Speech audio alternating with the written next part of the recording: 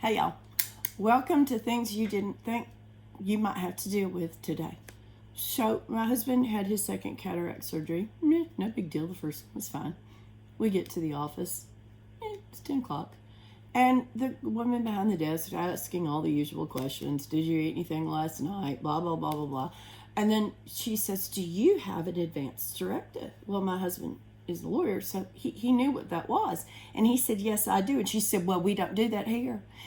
If something happens to you, we revive you, and then we get you to the hospital.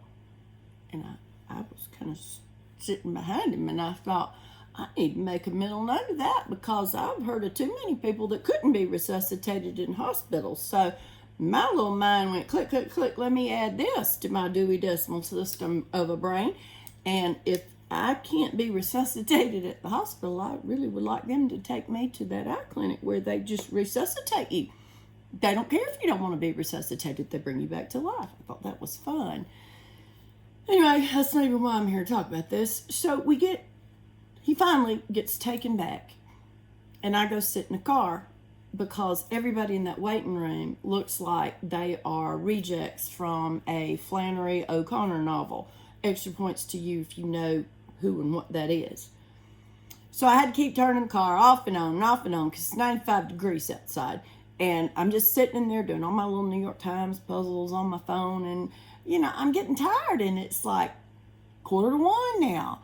And I'm having PTSD about being 8 years old at church or after church, after you've been made to sit through an hour-long Southern Baptist sermon, and it's hot, and your mom's talking to everybody in the aisles, and she gives you the keys, but you don't yet know how to turn the air on, so you're just sitting in a hot car for hours and hours waiting on this woman to appear from the doors of the church. And I started thinking, okay, I'm not having any fun because I'm having too many nightmares remembering that. So I fiddled with the radio. I played some more games.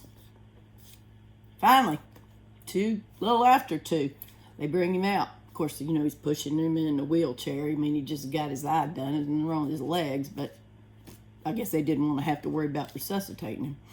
So he gets in the car, and being the loving, caring wife that I am, I turned to him and I said, what in the hell took so long? And he goes, well, we had a little problem. I was like, can you see? And he was like, yes, I can see. He said they got the first lens in, and it had a crack in it.